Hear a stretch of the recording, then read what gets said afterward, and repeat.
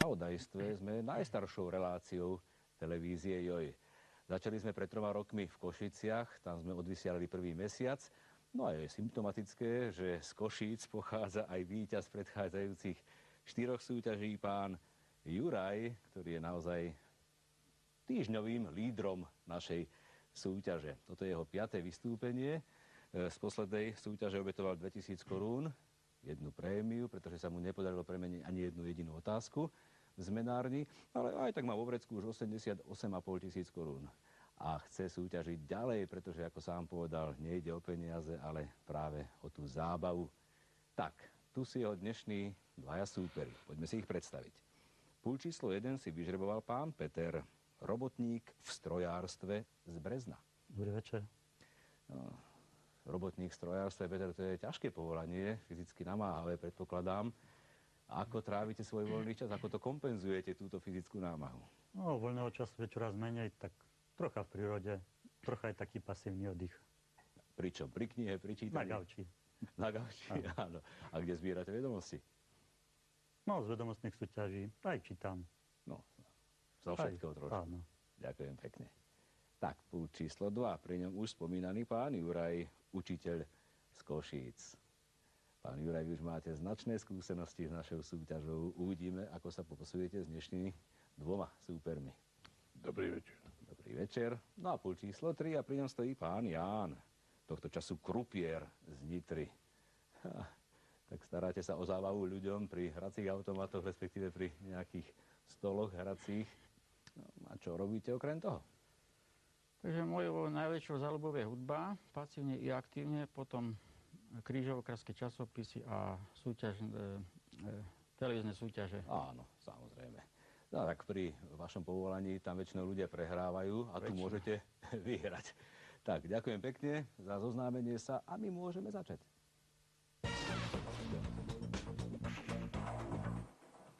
Takže, čo nás čaká a neminie v prvom kole? Aké témy? Pozrieme sa na ne. Záhadný svet má názov téma číslo 1. V druhej budeme hľadať osobnosti na N. V tretej navštívime americké inštitúcie. V štvrtej budeme hľadať slová z nemčiny. V piatej sa pozrieme do živočíšnej ríše. A napokon v šiestej sa ocitneme vo vzduchu. Peter, môžete smelo vyberať. Americké inštitúcie za 5. A hneď jehlička na úvod. Pekný začiatok. Už máte hneď 5000 bodov na svojom konte.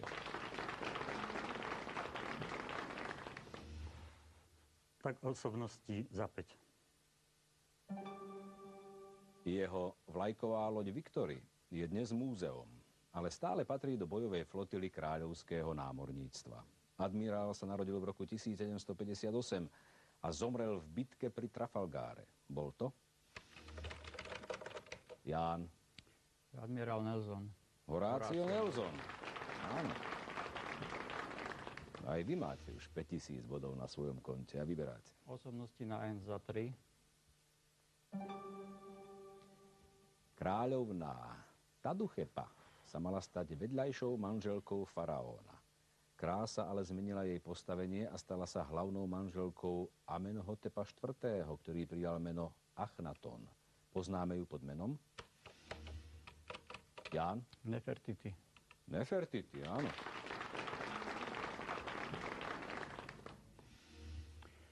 Osobnosti na N za 4. Mŕtvoly nenávidených funkcionárov a tajných policajtov ležali po uliciach počas maďarského povstania v roku 1956. Nasledoval teror a represie. Vrcholom bola poprava predsedu revolučnej vlády Imreho 16. júna 1958. Doplňte priezvisko.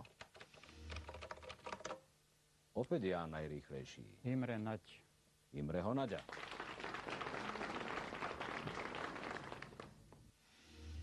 Osobnosti na N za 2. Jeho proroctvá sú zašifrované vo veršoch už stovky rokov a desia ľudí. Údajne predpovedal nástup Hitlera, zavraždenie Kennedyho, aj tragickú nehodu princeznej Diany. Meno francúzskeho lekára je? Opäť Ján? Nostradamus. Michel de Nostradamus. Súperi už začínajú byť nervózni z toho. Osobnosti nájom za 1000.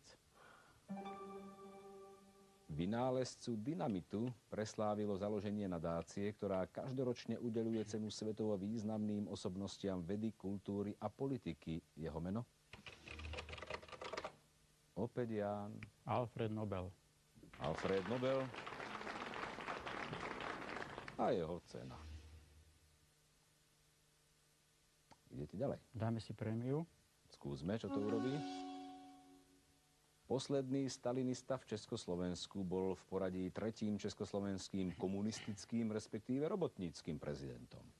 V roku 1968 musel pod tlakom verejnosti abdikovať. Jeho meno? Antonín Novotný. Antonín Novotný a vy máte prvú prémiu v hodnote 2000 korún, alebo bodov? Peňažky. Peniažky.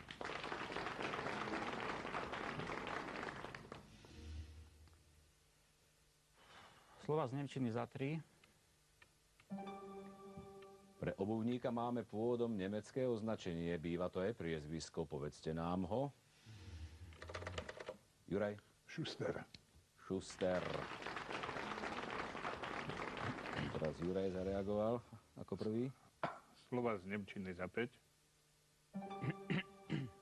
Ľudová výrobňa na spracovanie železiarských výrobkov kováčským spôsobom, pričom na pohon bucharov, mechov i brúsok sa využíva vodná energia. Jej názov z nemčiny je? Hámor. Hámor, áno. Slova z nemčiny za 4. Pracovná zmena, ťažká práca, sa dajú vyjadriť slovom, ktoré pochádza z nemčiny a začína sa na eš. Je to? Ján? Je to šichta. Je to šichta. Aj pre vašich súperov, ktorí sa snažia dostať tiež k slovu, ale sa im nedarí zatiaľ. Ján? Slova z nemčiny za 2. Pre drevené skladacie meradlo s centimetrovým i palcovým delením sa u nás v hovorovej reči najčastejšie používa výraz. No Ján zareagoval najrýchlejšie. Zoštok.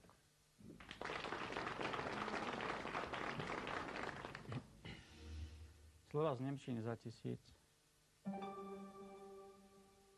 Pre pakľúč často používame iný hovorový názov pochádzajúci z nemčiny. Ktorý? Peter. Šperhák. Šperhák. Po dlhom čase sa Peter dostal. Prémiu. Tak skúsite prémiu. Úradné označenie akosti, vyrazené na predmetoch, hovorovo aj charakteristická vlastnosť, sa nazýva? Punc. Punc. Správne. A vy máte prvú prémiu. Body či peniaze? Peniaze. Páči sa.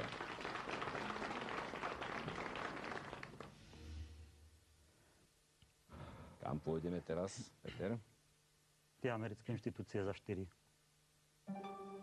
Spojených štátoch amerických funguje federálna inštitúcia, ktorá sa stará o vyšetrovanie zločinov významom presahujúcich hranice jednotlivých štátov USA. Úrad poznáme pod skratkou amerického názvu. Ján. FBI. FBI. Teda Federal Bureau of Investigation. Americké inštitúcie za 3000. Popri ústrednej spravodajskej službe CIA existuje v Spojených štátoch amerických aj úrad známy pod skratkou NSA. Zaoberá sa najmä celosvetovou elektronickou špionážou a zberom dát. Uvedte názov tejto inštitúcie v slovenčine.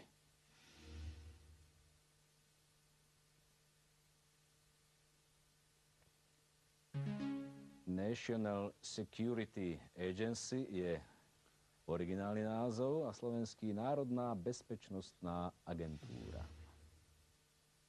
Jan? Americké inštitúcie za 2. Americký parlament sa skladá z dvoch zložiek. V jednej zasadajú senátori a v druhej kongresmani.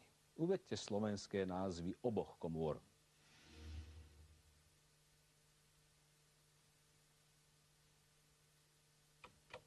Tak, Juraj, skús. Senát a kongres. Nie, súperi.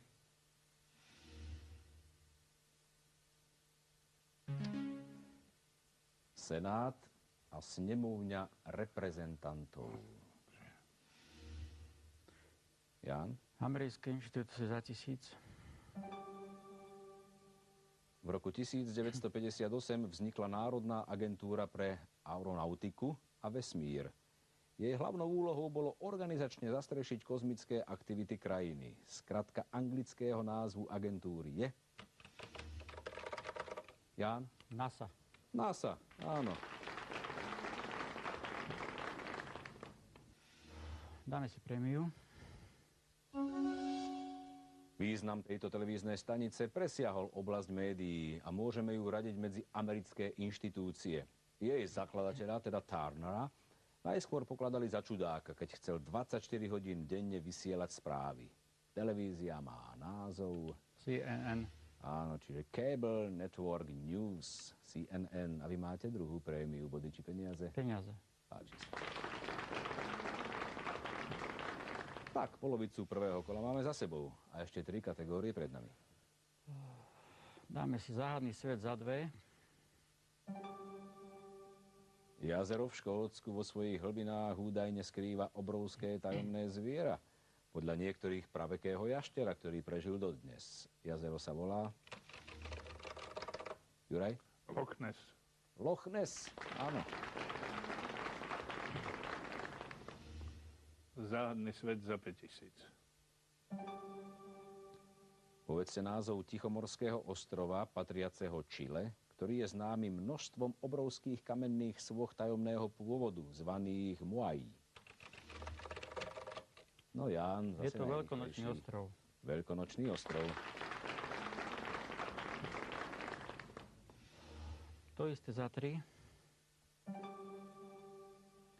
Aj v Severnej Amerike majú záhadného horského tvora, vraj podobného himalajskému snežnému mužovi. Volajú ho Veľká noha. Povedzte originálny anglický názov tvora. Iniciály BF. A Juraj najrýchlejší tento raz. Bigfoot. Bigfoot.